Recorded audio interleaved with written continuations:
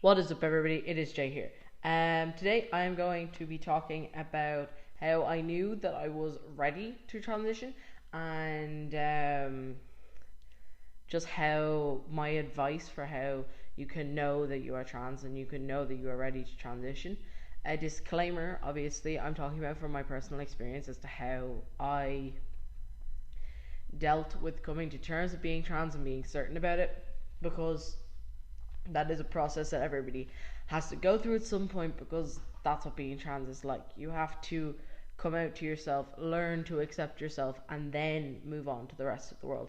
Sorry, I'm being really fidgety. I'm wearing a different binder than I normally wear. Yeah, okay. Also, if the sound sounds a bit weird, I recently got a new microphone. You can't see it because it's off screen, but I'm figuring out how to use it at the moment. I'm figuring out what works with it, and I'm hoping that the sound is a bit better than the sound that I had before.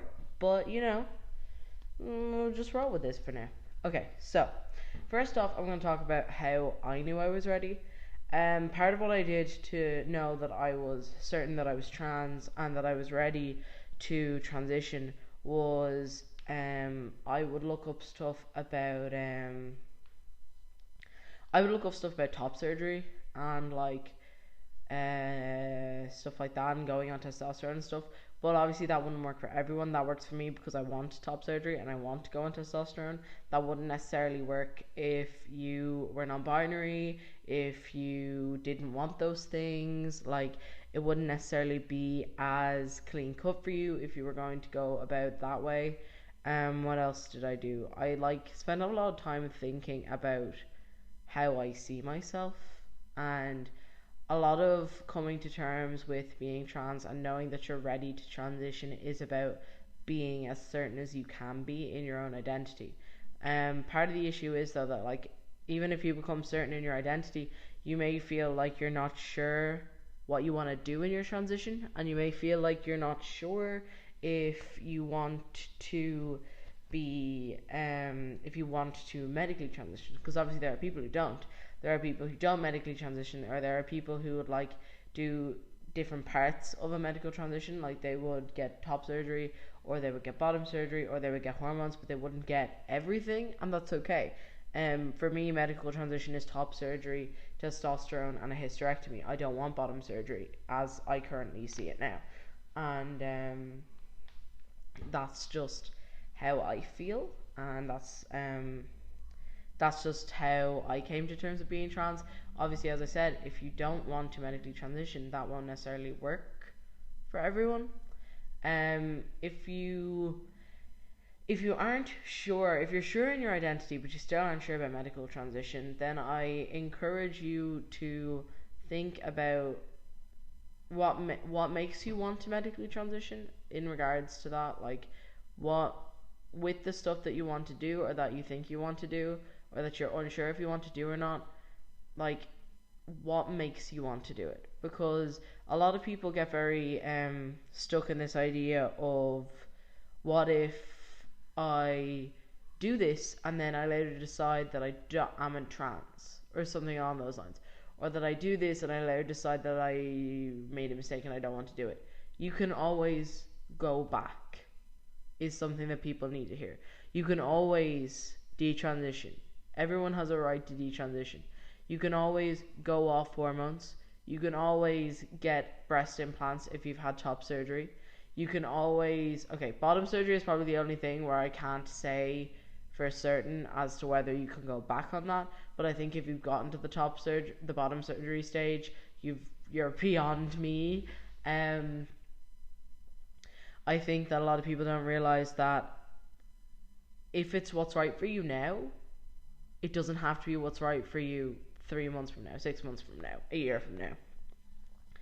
If I had gone on T and then I had decided a few years later, you know what, I don't want to be on T anymore, that's okay. I can go off T and I'm still as much of a trans man as I want to be. If in 20 years I decide, I don't actually identify as male, I want to detransition, I want to go back to living my life as female, then that's okay as well. I'm able to do that. I can go off hormones. I can do whatever I can to reverse the effects of hormones, to reverse the effects of surgery. But You know, like that's okay.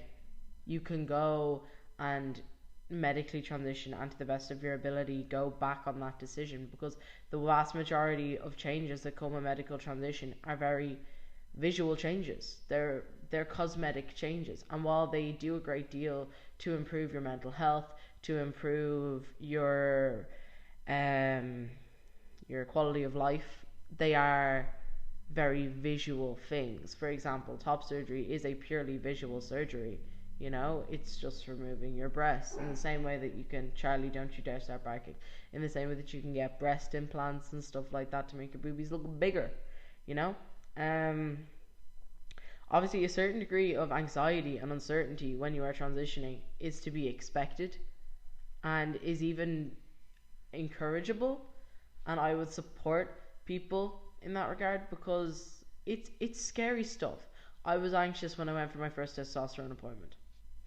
I'm still anxious when I go back for testosterone appointments now. I have one next month. I don't want to go. I don't like testosterone appointments. They're weird. I don't like hospitals, for a start. That's another reason why I don't like hospitals, and I don't like needles. So, like, you know, that kind of puts me in an odd place when it comes to medically transitioning. It's normal to be worried about these things, in the same way that, like, if you were getting your appendix removed, like, if you're anxious for top surgery, you'd be anxious for any other surgery, most likely. If you're anxious for going on T, you'd be anxious for starting any other medication. If you're anxious for, like, going to, like, gender therapy, you'd be anxious if you were going to therapy for any other reason as well. It's perfectly understandable to be anxious about things that are big steps and big moments in your life. That makes a lot of sense. And that's okay. It's okay to be worried about these things. It's okay to be anxious. But there's a big difference between being anxious because it's a big thing to do, and being anxious because you're feeling anxious about it because it's not what's for you. And it's okay if you, like, go on T and then a year later you decide you want to go off T. Like, if you are, like, thinking about going on T and you're not certain about going on T, and you think that you might end up going off T, then go watch Chase Ross's YouTube videos. He was on T for like a year. He went off T for like 10 months. He has a lot of videos about, like, why he went off T, what happened when he went off T, the changes that he got when he went off T. And, like, I think his videos are very good to watch if it comes to, like, going on T and then possibly going off it again. If you're worried about, like, stuff like that, it's a big step. Going on T is huge. Getting your name changed is huge. Getting your gender marker changed is huge. All of that stuff is huge. But all of those things can be undone. You can go off testosterone. You can get breast implants to undo top surgery. You can't get your uterus back, but you can take estrogen instead. You can get your gender marker changed back. You can, well, at least you can in Ireland. I don't know about other countries. You can change your name. You can do these things, and that's okay. It's okay to be trans and medically transition, and then decide you don't want to medically transition but still be trans. It's okay to detransition. It's okay to, it's okay. It's the long story short of this. It's okay to be nervous about transitioning. It's okay to not be 100% certain if it's right for you, because you can always go back.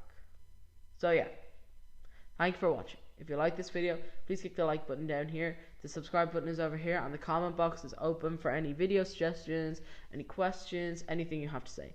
I honestly do want you to give me feedback on the mic, please, because I'm slightly worried that it's a bit quiet and that, like, I need to talk louder than I normally would for a YouTube video. It doesn't seem to me to be as loud, but it is ruling out a lot of the ambient noise, which I like. So I'm not sure, but, like, it was very cheap. So, honest opinions about the mic. Thank you, and I will see you next time. Bye.